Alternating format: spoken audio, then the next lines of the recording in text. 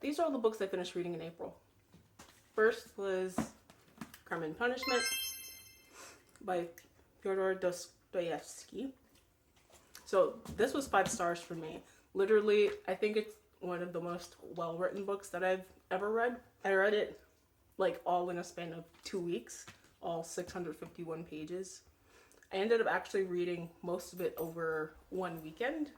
I think anyone could love this book, honestly. I really loved it.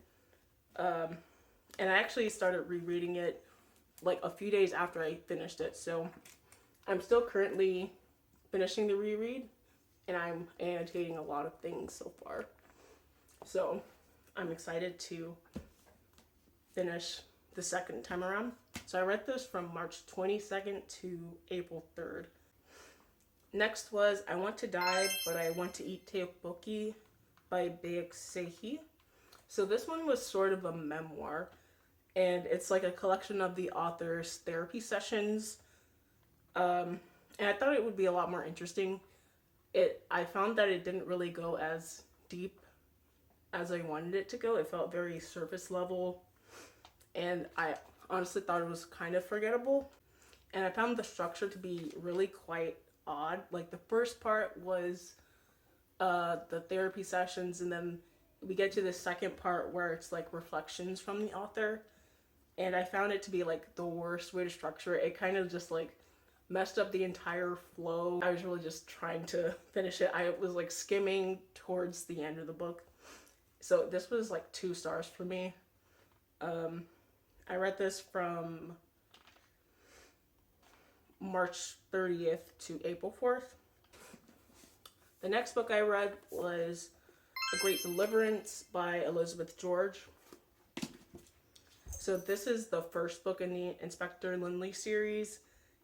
It's a mystery series with these 2 Scotland Yard detectives. So we have Inspector Lynley and his new partner, Barbara Havers. I really loved a lot of the characterization that was in this book. And I actually met the author of this book at an event like a couple of months ago, and I had never heard of her. I'd never heard of her series, but I was just interested in picking up her books. I ended up buying 3 of her books and getting them signed. And then I realized later I bought the first book in the series and then books 21 and 22. So I have a very long way to go, but I really do think that I will finish the series. And so I gave this one like 4.75 stars out of 5. So I really liked it. I read it from March 14th to April 11th. And then the next book I read was Payment in Blood by Elizabeth George, which is the second book in the Inspector Lynley series.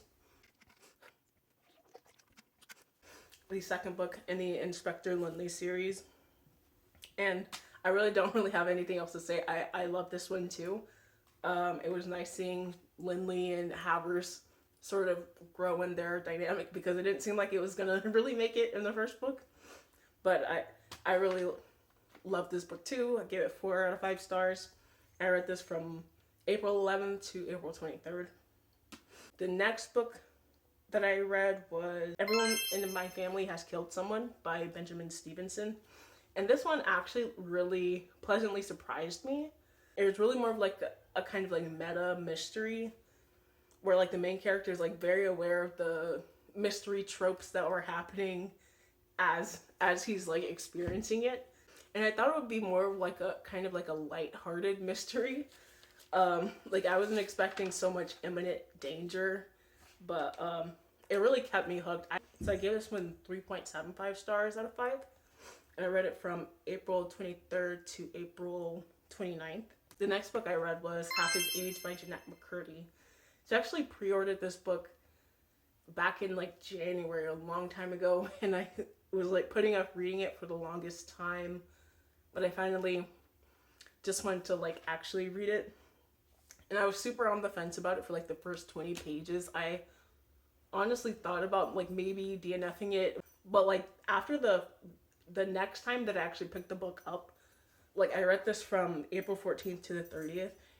So I picked up the book for the next time on the 29th, and I just couldn't put it back down. I was like, I read it kind of like 99% of the book on the 29th into 3 a.m. on the 30th. And it definitely surprised me. I really like McCurdy's voice in this book. It's very punchy, and I feel like this is a very different book than My Dark Vanessa by Kate Elizabeth Russell, which I see this book kind of compared to a lot. I feel like they're just two very different books, and I really loved My Dark Vanessa. And I think they kind of explore two very different things.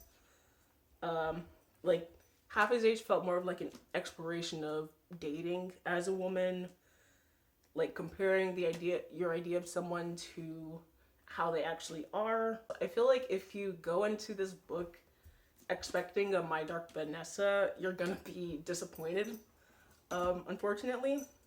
But I feel like this book could have worked with just as well with like a young 20-something-year-old main character with a middle-aged married man, because Waldo, the main character, reads very much like an adult. Like she's very self-aware of her actions, which I feel like is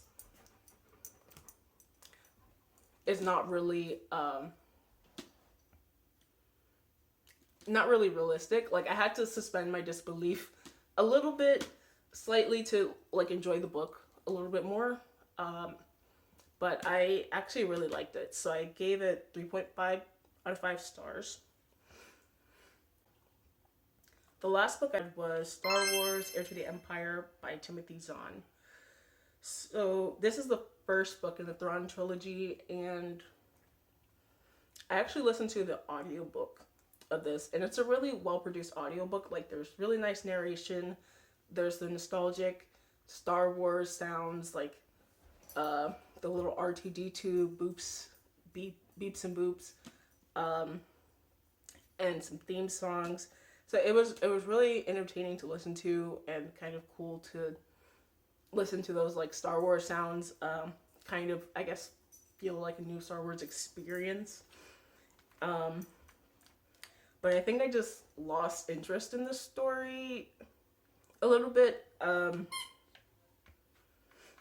Like the dialogue was pretty entertaining. I thought the villain Thrawn was really pretty interesting, but you actually don't really see much of Thrawn, I feel like, in this book. And I found Mara Jade to be really, really entertaining, just in the way that she really, really hates Luke. But I'm not sure if I'm going to continue with the trilogy. I'm just not sure. I don't think, like, I wouldn't have picked this book up if it had not been on audiobook. So I don't know if I'll continue with it or not. So I gave this one 2.75 stars. And I read this from April 23rd to April 30th. Rolled 2 paperbacks, 1 hardback, 3 ebooks, and 1 audiobook. So my favorite of the month was Crime and Punishment, of course, because I'm already rereading it. And my least favorite of the month was I Want to Die, But I Want to Eat Take Bulky.